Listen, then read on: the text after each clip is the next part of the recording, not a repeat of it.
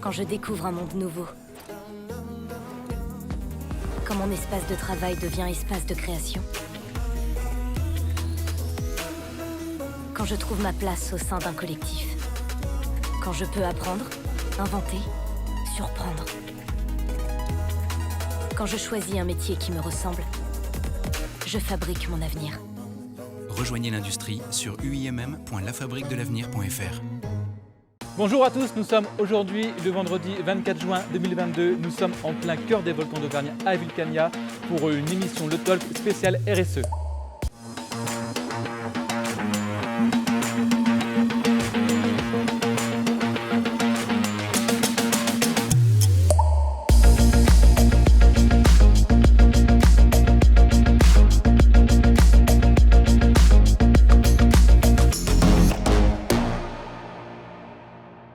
Bienvenue à Vulcania, ici en plein cœur de l'Auvergne, au cœur des volcans d'Auvergne, pour une émission spéciale RSE. Et je suis accompagné d'Éric Trappier, président de l'UIMM France. Donc merci d'être présent avec nous, monsieur Trappier. Alors j'ai une question très simple.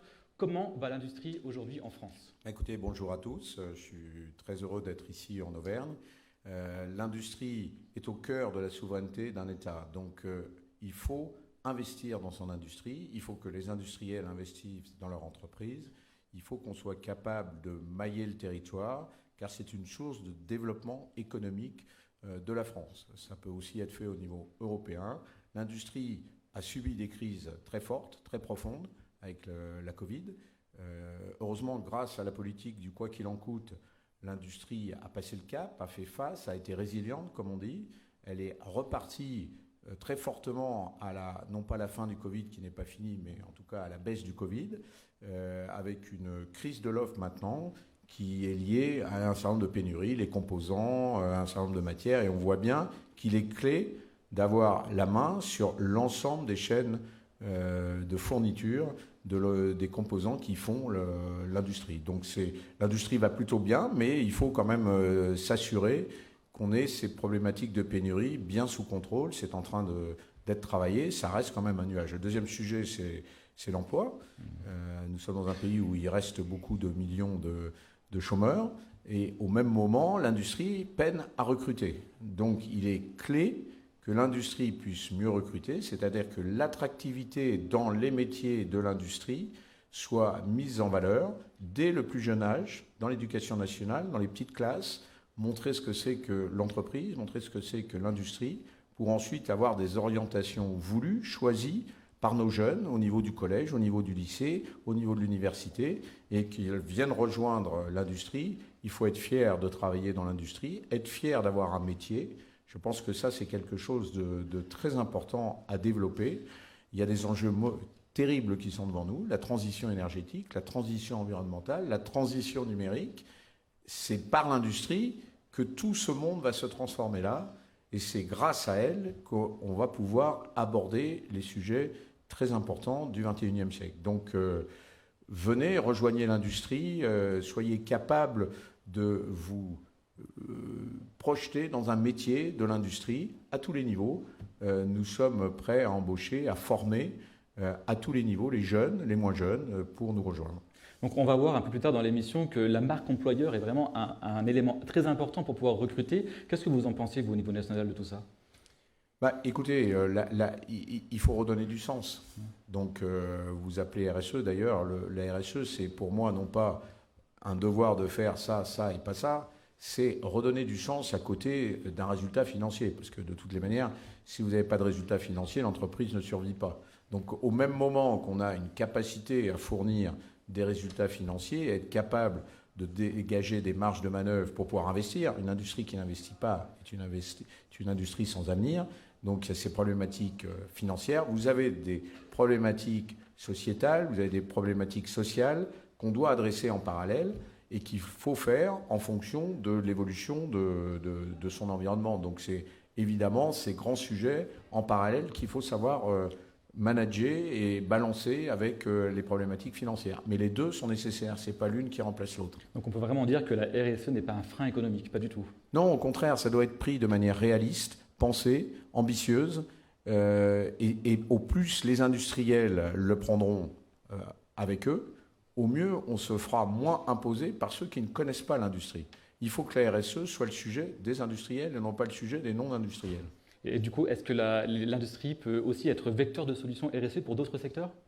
J'espère que l'industrie, et en tout cas nous à l'UMM, on aime être un exemple pour d'autres branches, on aime être un exemple pour l'industrie en général, et on est très actif grâce à ce réseau maillé en territoire, grâce aux grandes fédérations qui la composent, aux grands produits que sont l'aéronautique, le spatial, l'automobile et tout un tas de secteurs qui d'ailleurs sont présents ici dans ce territoire d'Auvergne. Je vous remercie, monsieur Éric Trappier. Merci d'être présent avec nous. Merci. Au revoir. Merci beaucoup. Merci. Vous pouvez venir, Cindy ? Donc voilà, nous voilà maintenant avec Cindy Levasseur. Cindy, vous êtes chef du service RSE à l'UMM National. Oui. Déjà, vous avez créé ce service il n'y a pas très longtemps, mais dans quel contexte vous avez créé ce service ? Il a été créé il y a à peu près bientôt 5 ans. Donc les problématiques environnementales et RSE se sont montrées de plus en plus prégnantes dans nos entreprises industrielles. Et évidemment, le constat a été très clair pour tout le monde. La RSE est devenue incontournable. Elle s'invite de plus en plus dans la vie de nos entreprises.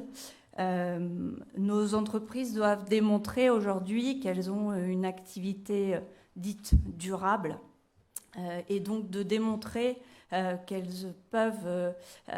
sont durables d'un point de vue financier, mais également aujourd'hui et surtout d'un point de vue extra-financier. Donc qu'est-ce que ça veut dire, ce mot pompeux ? Ça veut dire s'intéresser à l'environnement, ça veut dire s'intéresser au social et au sociétal, de manière globale. Mais justement, parce que dans la RSE, j'ai l'impression qu'on met un peu tout et n'importe quoi. Donc c'est quoi ? C'est l'environnement, c'est du social, c'est une économie circulaire. Qu'est-ce que pour vous, à l'UMM, est la RSE ? Bon, déjà pour nous, ce n'est pas un truc en plus qui vient s'additionner comme un millefeuille dans l'entreprise. On doit l'intégrer dans l'organisation de l'entreprise. Et surtout, c'est une opportunité pour le chef d'entreprise de se réinterroger sur son projet d'entreprise en y intégrant les enjeux sociaux, sociétaux et environnementaux, mais qui sont les siens dans son entreprise, dans son contexte, comme le disait à l'instant Éric Trappier.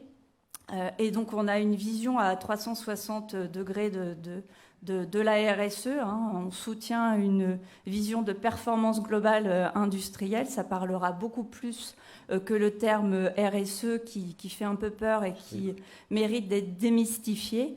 Donc on a une démarche qui permet de balayer de manière pragmatique et concrète l'ensemble des sujets.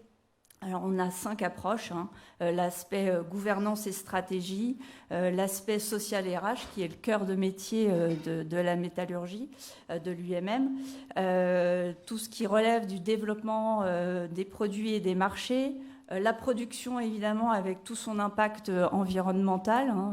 Éric Trappier en a parlé aussi avec toutes les problématiques d'énergie, de climat, de transition écologique et enfin de s'intéresser à son écosystème à la fois industriel, professionnel et territorial. Alors si je me mets à la place d'un entrepreneur auvergnat qui a envie de se lancer dans cette démarche RSE, comment lui-même peut-il l'aider ? Parce que là, c'est un peu flou. Quelle porte il va frapper ? Comment ça se passe ? On a monté une démarche innovante, puisqu'elle a une approche, comme je le disais, de performance globale industrielle. Donc on a, dans ce cadre, bâti un outil d'évaluation d'un niveau, pour le moment, macro, qui va permettre aux chefs d'entreprise de mieux comprendre ce qu'est la RSE, en tout cas la RSE à la sauce UMM, de démystifier cette RSE. Et surtout, notre objectif principal, c'est de valoriser ce que font de bien les entreprises. Elles font plein de choses de bien, mais il faut le transformer en communiquant dessus. Parce qu'aujourd'hui, elles sont soumises soit à des exigences réglementaires, donc ça c'est plutôt les grandes entreprises, mais les seuils tendent à baisser, soit parce que c'est nécessaire pour obtenir ou maintenir des marchés. Aujourd'hui, elles sont questionnées, évaluées, par les grands clients, notamment via des organismes d'évaluation type EcoVadis. Donc, pour rentrer dans le panel des fournisseurs et des sous-traitants, il faut montrer toutes nos données extra-financières. Donc vous aidez les adhérents à mettre tout ça en place à travers fait. un système d'évaluation, c'est ça, hein? Exactement. Et du coup, cette aide, elle est territoriale ou elle est nationale? Alors, au niveau national, on a monté l'outil avec l'ensemble, avec des personnes du réseau des UMM territoriales, mais le déploiement se fait bien en territoire, au plus près des entreprises. Donc, on a fait monter en compétence notre réseau, donc ils ont été formés, ils sont référencés pour déployer l'outil d'évaluation dans nos entreprises. Donc ici, en Auvergne, on a un référent RSE ou une référente RSE. Ah oui, Il me semble- à venir. À venir. Dès juillet, il y aura une conseillère référencée pour déployer, pour accompagner les entreprises en Auvergne. Et vous avez aussi développé une charte RSE. À quoi elle sert-elle? C'est tout l'objectif in fine, hein. On fait une photo de la situation de l'entreprise à l'instant T et on lui délivre un rapport où, encore une fois, on valorise ce qu'elle fait de bien, on regarde quelles sont les pistes d'action pour saisir les opportunités dans le paysage actuel des entreprises et à l'issue, on lui délivre une charte d'engagement RSE qu'elle va pouvoir valoriser auprès de différentes parties prenantes, hein, donc les clients, mais les actionnaires, c'est aussi les banques, hein, parce que les banques demandent aux entreprises des critères RSE pour les financements et les investissements. Les salariés, on a parlé d'attractivité tout à l'heure, les salariés veulent donner du sens au travail, donc la RSE est un levier d'attractivité également. Je sais que l'UMM national a aussi commandé une étude auprès de l'IFOP pour savoir ce que pensent les Français de l'industrie, quelle est la vision des Français sur l'industrie. Donc on va avoir une petite vidéo, c'est une interview qu'on a enregistrée cette semaine, puisque Madame Bolmin, qui va être interviewée, ne pouvait pas être présente aujourd'hui. Elle est directrice de recherche à l'IFOP. Elle nous explique, entre guillemets, le résultat de cette enquête. Voici la vidéo. Bonjour Flora, l'UMM a commandé une étude pour avoir la vision qu'ont les Français sur leur industrie. Alors, que nous apprend cette étude menée par l'IFOP? Bonjour Joanne. Donc en effet, on apprend dans cette étude qu'on a menée donc auprès d'un échantillon représentatif de Français. L'objectif, c'était d'évaluer la relation des Français à l'industrie française. Et le premier enseignement de l'étude, c'est qu'il y a un attachement très fort des Français à l'industrie française. On a 9 Français sur 10 qui y sont attachés, et même d'une manière très forte, puisque 1 sur 2 s'y déclarent même très attachés. Ce que ça veut dire, c'est qu'il y a une forme de fierté tricolore, une relation très forte à l'industrie française, notamment chez les plus âgés, qui ont connu l'industrie quand elle représentait encore un quart du PIB dans les années 80. On pourrait se dire que c'est un lien qui est surtout lié aux plus âgés. Et pour autant, en fait, ce qu'on voit, c'est qu'il y a plutôt un consensus, c'est-à-dire que tous les Français sont d'accord, les plus jeunes comme les plus âgés, sur les bénéfices de l'industrie et d'une réindustrialisation possible. Les bénéfices, ils sont multiples.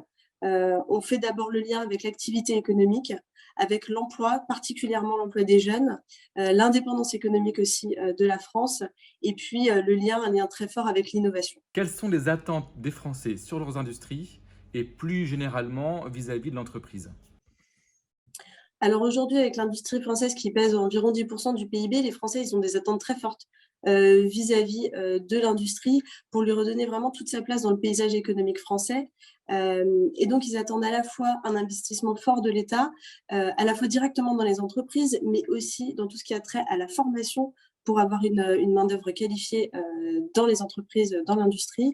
Et puis aussi, ce que les Français attendent, c'est une valorisation du Made in France, c'est-à-dire des savoir-faire uniques et puis des bonnes conditions de production comparativement à d'autres endroits du monde où vraiment l'industrie française peut se différencier sur ces éléments. Et puis, ce qu'on observe, en réalité, c'est que la crise sanitaire, elle a agi un petit peu comme un révélateur de ces attentes vis-à-vis de l'industrie. On a parlé notamment autonomie, indépendance sanitaire pour pouvoir produire nos propres masques, par exemple, nos propres médicaments, etc. Donc, ça agit vraiment comme un révélateur des attentes vis-à-vis de l'industrie. Et puis, en parallèle, ce qu'on a observé, c'est un autre mouvement plus général qui n'est pas lié seulement à l'industrie, mais à l'ensemble des entreprises.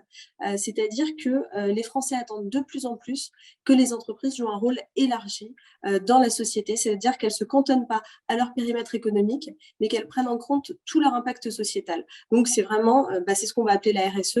Et c'est donc vraiment l'impact que peuvent avoir les entreprises d'un point de vue social et environnemental. Et on le voit aujourd'hui, encore plus qu'avant, les salariés, ils attendent ça dans leur travail, c'est-à-dire c'est pas seulement les Français en tant que Français, que consommateurs, mais c'est aussi les salariés dans leur travail. Ils attendent que leur entreprise ait un impact positif sur la société, et particulièrement les plus jeunes, ça va être un élément différenciant de la marque employeur. Alors au final, quel peut être le rôle de la RSE ?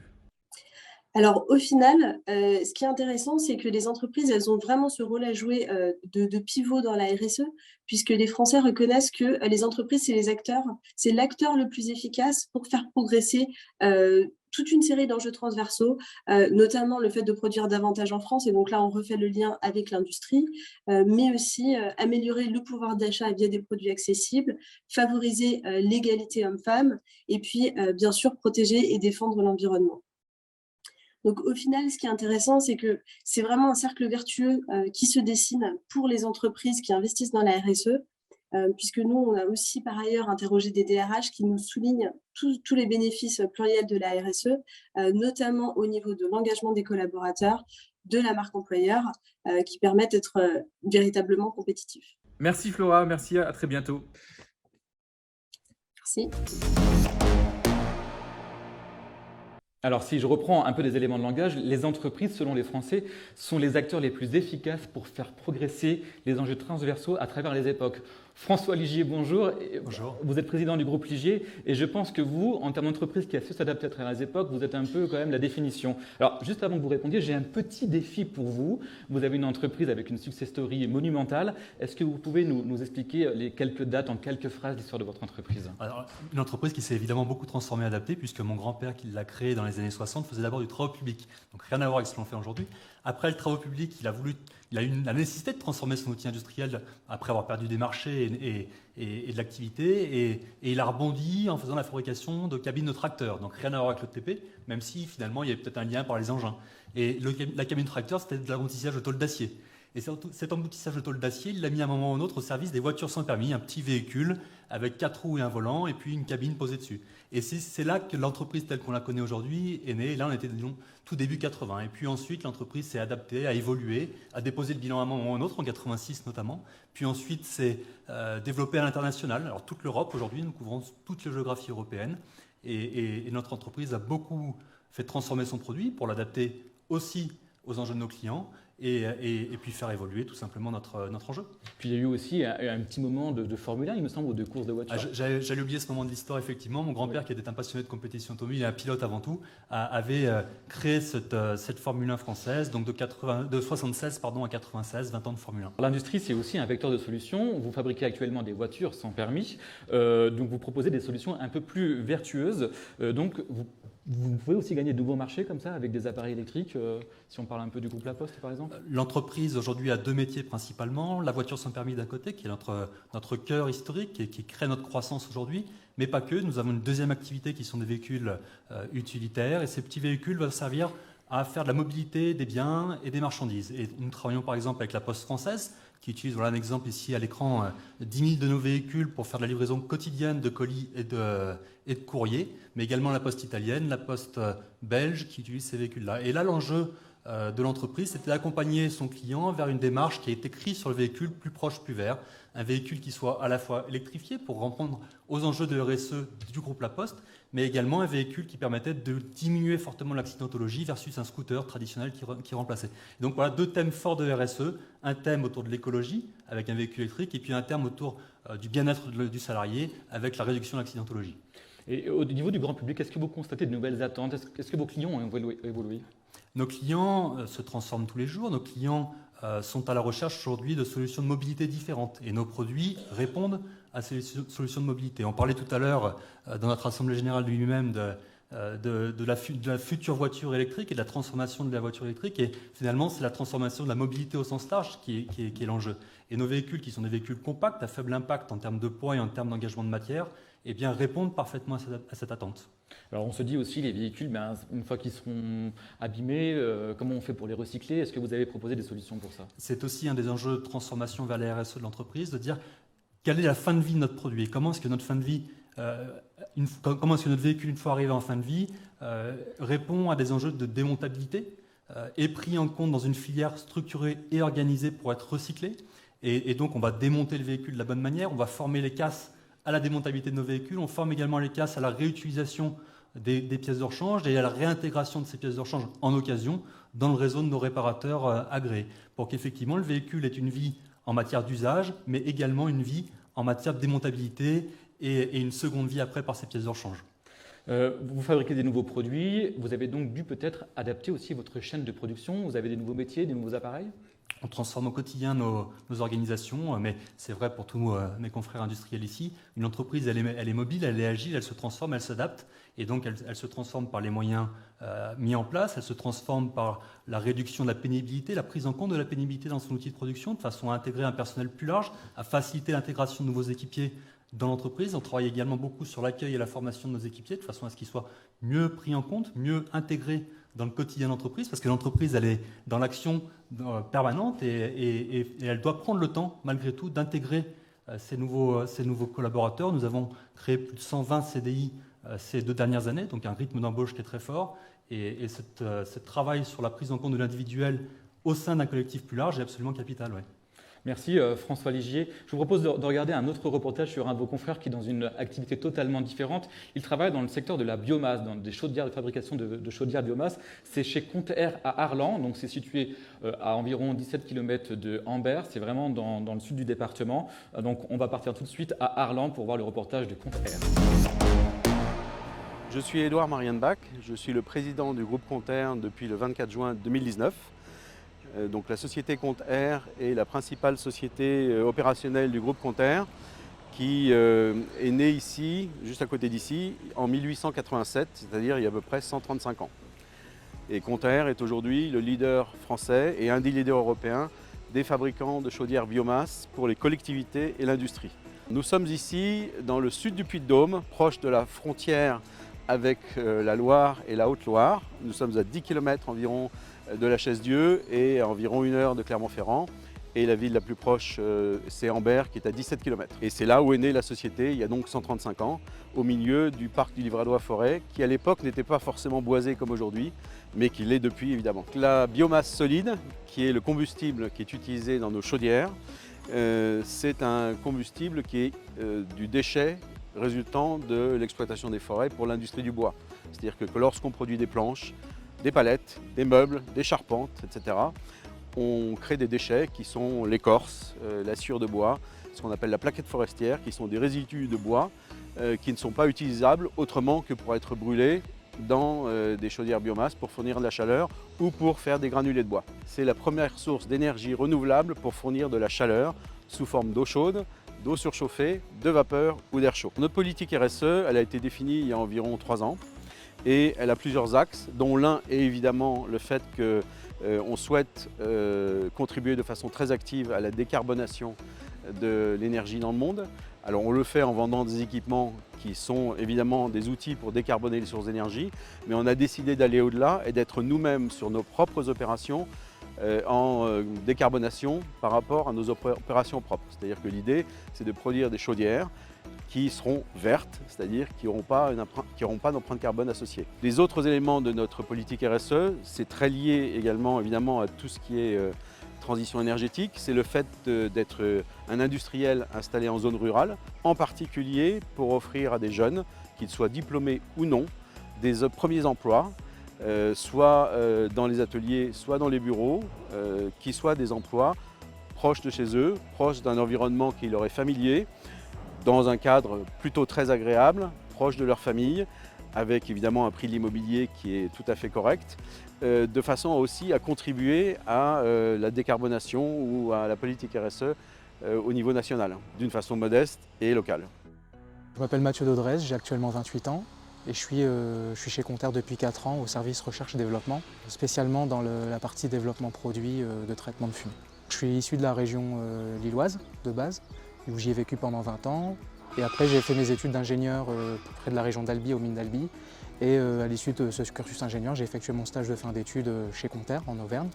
Et à la suite, de fil en aiguille, je me suis retrouvé à être embauché, puis j'y suis depuis 4 ans.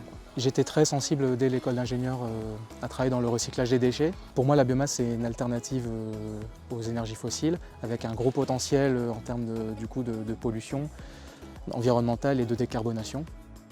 Donc, chercher une entreprise un peu plus à taille humaine avec des compétences techniques quand même assez poussées. Et pour autant, c'est une entreprise qui a des projets, moi je m'occupe de l'export, donc ils ont des projets en France, à l'international. C'est pas parce que vous allez dans une PME qu'au niveau de votre métier, c'est tout de suite restreint. On peut avoir cette image-là.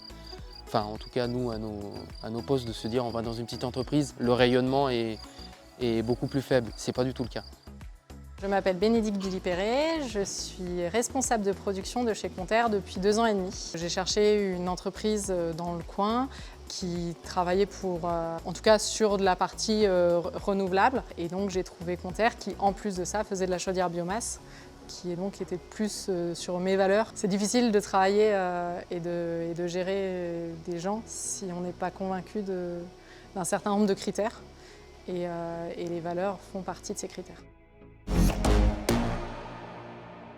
Nous voilà de retour à Vulcania pour cette émission de Talk spécial RSE. Donc je rappelle à ceux qui nous regardent en direct, nous sommes en plein cœur de l'Auvergne, au cœur des volcans d'Auvergne. Et cette fois, je suis accompagné d'Alexandre Guillaume de MS Industrie. Bonjour Alexandre. Bonjour. Juste avant de vous donner la parole, j'aimerais que l'on regarde une petite vidéo qu'on trouve très facilement sur votre site internet. La voici.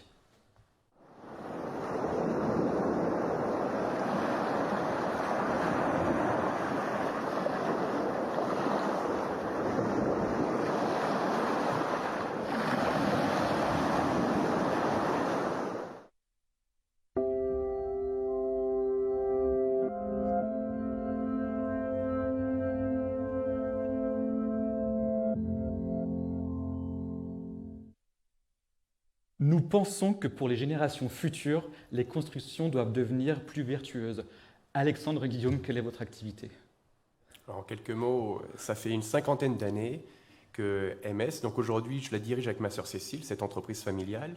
Donc on est une industrie au service des acteurs du BTP. Alors on leur offre des solutions et des services pour valoriser, recycler, préserver le sable et l'eau. Donc les 2 ressources naturelles les plus consommées par l'humanité. Donc, vous recyclez des matières premières qui se trouvent sur des chantiers, mais du coup, pour cela, vous fabriquez des outils, des machines qui permettent de le faire. Et ces machines, est-ce qu'elles sont vertueuses également? Alors, on essaye d'aller dans ce sens-là. On a une activité de grands travaux, notamment dans le monde des tunnels, où on construit des usines éphémères très grosses, très importantes. Il y en a pour le Grand Paris, il y en a aujourd'hui à Londres ou à l'étranger. Ces usines-là, qui sont en exploitation pour 2 ou 3 ans, avec des équipements qui ont 20 à 25 ans de durée de vie. Donc notre travail depuis 30 ans, c'est de recycler et de racheter nos usines en fin de vie, de régénérer tout ça et de refaire du remanufacturing pour offrir des solutions effectivement plus vertueuses pour nos clients. Vous arrivez à convaincre vos clients justement d'utiliser des produits remanufacturés? Alors là, je vais commencer par un cri du cœur. Oui. Aujourd'hui, on est au cœur d'une catastrophe environnementale. On parle beaucoup de climat, avec les enjeux de décarbonation, mais ce n'est pas tout. Ça va bien au-delà. En quelques décennies, nous avons exterminé plus de la moitié des espèces de mammifères, d'oiseaux, d'arbres, d'insectes. On parle d'un effondrement de vie, ce sont les faits scientifiques actés. Et on sait que notre mode de vie, notre consommation industrielle, est la cause de cet effondrement de vie. Donc là, on est dans ce paradoxe où on est des industriels avec une vision dont dépendent des familles, un écosystème. On sait qu'on est la cause. Est-ce qu'on peut faire partie de la solution? Comment concilier le développement de nos entreprises et la préservation du vivant? Parce qu'il est bien là, elle est bien là la question majeure. On n'est plus dans le RSE comme un agrément.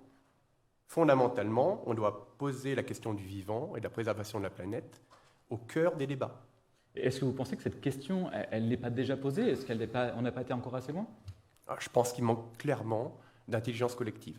Il y a vraiment un besoin d'unir nos forces, nos savoir-faire, nos intelligences, nos sensibilités. Je vais vous donner un exemple. On parle beaucoup de véhicules électriques, de batteries électriques. Aujourd'hui, il faut une dizaine de grammes de cobalt pour faire un téléphone portable. Il faut une dizaine de kilos dans une batterie de Zoé. Le cobalt, rien que pour prendre ça, pour mon attachement au minéral, vient en immense majorité, au plus des 2/3 du Congo. Il y a 40 000 enfants qui travaillent dans les mines au Congo. Donc vous et moi, aujourd'hui, sans le savoir dans nos téléphones, on a fait travailler des enfants. Et la mine, là aussi j'ai un attachement, c'est mon métier de travailler pour les acteurs miniers dans le monde du minéral. La mine, c'est la plus grande ressource de déchets solides, liquides, gazeux au monde. On parle du climat, on parle légitimement de carbone, on ne parle pas assez des enjeux de déchets, d'environnement, et là, effectivement, de préservation des ressources naturelles. Si on continue comme ça, sur les projections, en 2050, il n'y a plus de cobalt, du tout. Avec une projection sur 100% de véhicules électriques. Il y a quelque chose qui cloche, qui ne va pas. Et c'est là qu'il doit y avoir un sujet d'intelligence collective pour lever les yeux et essayer de chercher une direction dans laquelle aller. Si je vous comprends bien, si je reprends un peu votre cri du cœur, est-ce que vous pensez que certains industriels vont faire plutôt du green bashing, vont faire de la RSE ou de l'environnemental juste pour faire bien et qu'ils n'y croient pas vraiment? Parce que vous avez l'air de vraiment... c'est dans votre ADN, quoi. Dans notre ADN peut-être, mais à côté de ça, il y a aussi des choses qu'on vit et qu'on apprend. C'est en connaissant les ordres de grandeur, en connaissant ces enjeux majeurs qu'on peut être sensibilisé et être inspiré pour nous, nos entreprises, les générations futures. Donc je pense qu'on a besoin de faire savoir les éléments, de les poser sur la table. C'est pour ça que je parle d'intelligence collective. Si on met un spécialiste comme ça du monde minier, à côté d'un spécialiste du monde de l'énergie, à côté justement d'un spécialiste du monde de l'automobile, peut-être que tout ça va permettre de prendre des directions politiques plus pertinentes. Alors je sais, pour avoir déjà aussi parlé avec votre sœur qui co-dirige l'entreprise avec vous, que vous êtes aussi très actif dans votre secteur auprès des jeunes. Est-ce que vous avez cette pédagogie-là? C'est déjà naturellement dans ce qu'on propose à nos clients quand on parle de recycler. Aujourd'hui, on a développé SafeSand, par exemple, qui est une plateforme de recyclage des déblais de BTP pour faire les matériaux de qualité de construction. Donc on pense qu'on va dans la bonne direction. Quand on fait du remanufacturing, on va investir plus de 2 millions d'euros pour une nouvelle unité de production en remanufacturing, on fait de la réutilisation. Mais il y a un troisième R qui compte, réduire. Et aujourd'hui, nous, industriels, nous devons nous emparer de cette question de la sobriété, de la frugalité, de la réduction. Et donc là, c'est même plus un combat d'industriels, c'est un choix de société. Et si on reprend l'exemple, tout à l'heure, vous avez donné le smartphone, on a tous envie d'avoir le smartphone dernier cri, mais est-ce que c'est vraiment nécessaire par rapport aux besoins que nous avons? Vous, quand vous êtes face à vos clients, est-ce que quand ils veulent le dernier cri, est-ce que vous arrivez à leur dire quand même, est-ce que c'est vraiment nécessaire d'avoir autant de choses et donc du coup de réduire la matière première utilisée pour fabriquer vos outils? Le remanufacturing est une des réponses. On peut aider et contribuer avec des solutions de qualité. Remanufacturer, c'est 90% de moins d'impact matière, ressources naturelles, carbone. Donc ce sont les moyens. Logiquement, il faudrait plutôt les convaincre demain du contraire. C'est-à-dire, je suis obligé d'acheter du neuf, c'est horrible. Alors, ce changement de paradigme, il est en cours. Il faut qu'il aille plus vite. Alors, il va peut-être aller plus vite, alors pour d'autres raisons, qui sont peut-être la crise des matières premières avec la guerre en Ukraine et plein d'autres événements politiques, géopolitiques à travers le monde, mais voilà, ça ne suffit pas. C'est vraiment la connaissance de l'environnement qu'il faut appuyer pour pouvoir avoir vos arguments, c'est ça? Je le crois. Je le crois vraiment qu'on doit s'unir, lever les yeux au ciel et déjà chercher dans quelle direction on veut aller. Aurélien Barraud, quand il appelle à une révolution politique, poétique, philosophique, il dit bien qu'on peut construire encore avec de l'énergie décarbonée et détruire du vivant. Qu'est-ce qu'on veut comme choix de société? Qu'est-ce qu'on veut laisser sur la planète pour nous et nos enfants? Alors tout à l'heure, vous parliez d'intelligence collective. Justement, j'ai un super exemple qui se déroule à Issoire. Issoire, en fait, il y a une intelligence collective assez extraordinaire entre le territoire d'Issoire, donc la commune d'Issoire, et puis une société qui s'appelle Constellium, qui se trouve sur le territoire d'Issoire. Alors, je vais vous faire voir le petit reportage. Vous allez vite comprendre comment ils ont réfléchi ensemble pour justement baisser, entre guillemets, l'impact carbone de la ville d'Issoire. On Bonjour, Bertrand Barrault, maire d'Issoire et président de l'agglomération du Pays d'Issoire. Déjà, nous, notre particularité, c'est qu'on est un territoire industriel. On est, un tiers de la population active travaille dans le secteur secondaire, l'industrie, essentiellement industrie aéronautique, mais aussi pharmaceutique, agroalimentaire, automobile et aussi l'industrie 4.0. Et pour nous, c'est vrai que c'est une vraie fierté, l'industrie. Ailleurs, ça peut être des fois considéré comme un handicap. Ben non, pas du tout. On est vraiment très fiers ici d'avoir ces très très belles entreprises, qu'elles soient très grandes ou petites et moyennes entreprises. C'est vraiment quelque chose de tout nouveau et qui existe peu en France et en Europe. On avait la volonté de faire un réseau de chaleur sur Issoire, assez classique au début. On partait du bois ou du gaz, comme ça se fait ailleurs dans beaucoup de villes. Et puis bien sûr, en discutant avec les ingénieurs de chez Constellium, on s'est rendu compte qu'il y avait beaucoup de chaleur gaspillée qui sortait des fours de Constellium. Et on s'est dit, banco, il faut qu'on trouve la solution pour utiliser cette chaleur industrielle, dite chaleur fatale. Et donc là, ça a été 1 ou 2 années au total d'études pour vérifier que c'était bien viable. Et oui, ça l'est, et ça va nous permettre de faire de vraies économies sur Issoire, en apportant une chaleur beaucoup moins chère, donc une eau chaude qui va arriver dans les bâtiments les plus énergivores, écoles, bâtiments sportifs, HLM, etc. Et tout ça donc en récupérant cette fameuse chaleur qui jusqu'ici ne servait qu'à chauffer les petits oiseaux. Si j'avais un conseil à donner à mes collègues maires, c'est de dire allez-y, c'est une énergie bien sûr complètement renouvelable, enfin, je veux dire, voilà, on est gagnant-gagnant sur tous les plans, sur le plan en ce moment avec l'augmentation du prix de l'énergie, c'est vrai sur le plan économique, c'est une vraie bonne action, mais aussi bien sûr sur le plan environnemental. Il faut savoir qu'en matière d'émissions de carbone, c'est comme si on enlevait sur la zone d'Issoire tous les jours 4000 voitures. Je suis Stéphane Corr, le directeur du site de Constellium Issoire. Juste 2 mots sur le groupe Constellium. C'est un groupe international d'environ 12 000 personnes qui a 3 marchés principaux, la boîte boisson, le marché automobile et le marché aéronautique. Ici, nous sommes à Issoire, donc c'est un site de 1600 personnes qui travaillent essentiellement pour les marchés de l'aéronautique, du transport et de la défense. C'est à la fois innovant mais simple. Donc nous utilisons des fours de fonderie pour faire fondre de l'aluminium, à peu près à 800 degrés.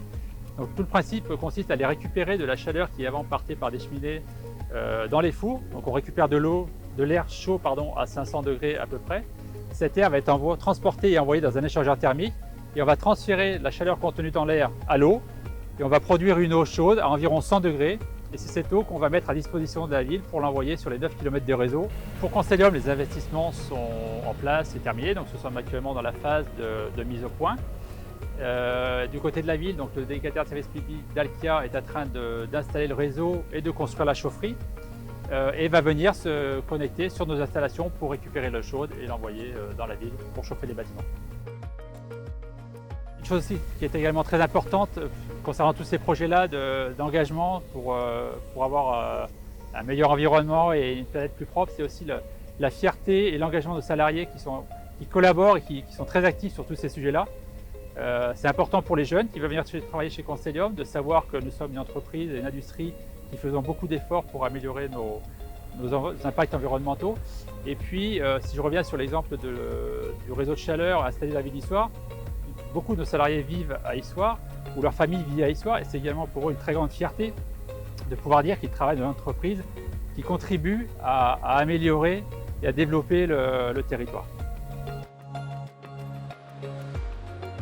Nous avons mis en place avec le CEN, donc le Conservatoire des espaces naturels, un partenariat de longue durée pour s'assurer que les berges de l'Allier soient entretenues et que la biodiversité puisse prospérer, se développer dans de bonnes conditions.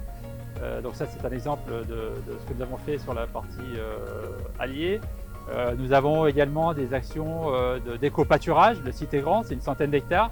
Donc nous avons beaucoup d'espaces verts. Donc nous avons mis en place un partenariat aussi avec un agriculteur local pour faire de l'éco-pâturage. Voilà, donc beaucoup d'initiatives sont lancées.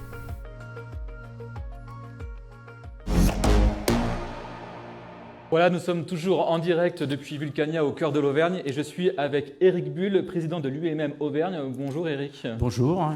Alors nous venons de voir plusieurs témoignages. Alors j'ai une question assez simple. Où sommes-nous dans les politiques RSE, industrie auvergnate? Est-ce qu'on est en retard ou pas? Alors non, nous ne sommes pas en retard. En réalité, la RSE, indirectement, elle est présente dans quasiment toutes les entreprises, à différents degrés. Et certaines communiquent, d'autres le font discrètement. Mais on voit aussi par le fait qu'on a mis ce sujet aujourd'hui en marge de notre Assemblée générale de l'UMM Auvergne, que c'est la préoccupation de tous les industriels de l'Auvergne. Alors, ce n'est pas la préoccupation que des industriels, parce que quand on voit le témoignage précédent, ils viennent dire qu'il y a aussi une fierté d'être collaborateur dans une entreprise qui a ces démarches-là. Est-ce que ça peut être un angle d'attaque pour essayer de régler ces problèmes de recrutement? Alors, c'est effectivement un angle très important. En réalité, on s'aperçoit dans tous nos recrutements que le sens du travail, le sens de l'entreprise, les objectifs qu'elle se donne sont un facteur d'attirance des futurs candidats de nos entreprises. Et on l'a vu par le témoignage de quelques jeunes, notamment chez Contair, qui est dans un secteur très rural. Eh ben, les salariés en question, les candidats en question, sont allés dans cette entreprise pour obtenir ce sens. Alors effectivement, dans l'industrie, on sait qu'il y a des difficultés à recruter, et ça, c'est un vrai levier d'attractivité. Pour préparer cette émission, j'ai interviewé beaucoup de chefs d'entreprise dans le milieu industriel et beaucoup m'ont dit moi, la RSE, je ne sais même pas vraiment ce que c'est, j'en fais pas. Et quand on parle un peu avec eux, on se rend compte qu'ils en font déjà beaucoup. Est-ce que vous, qui êtes un homme de terrain, puisque vous êtes du coup basé en Auvergne, est-ce que vous avez ce ressentiment-là aussi? Oui, tout à fait. En réalité, on a dans nos entreprises quelques grandes entreprises, grands donneurs d'ordre, dont s'est intégré clairement dans la politique et qui ont mis en place des plans d'action pour se développer dans ce domaine-là.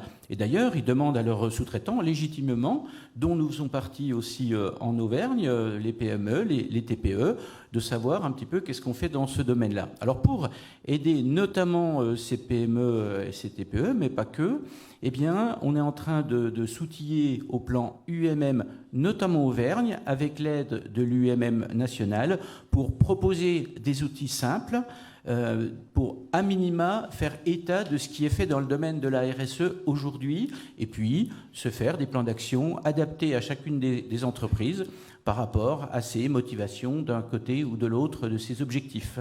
Donc vous êtes en train de vous adapter pour pouvoir répondre à l'accompagnement des entrepreneurs. Et du coup, comment ils font s'ils veulent être accompagnés concrètement? Ils vous appellent? Comment ça se passe? Alors c'est très simple. Ils appellent l'UMM Auvergne, Aline Picaroni. Nous avons également recruté il y a quelques jours une personne en charge du développement industriel dont la RSE fait partie.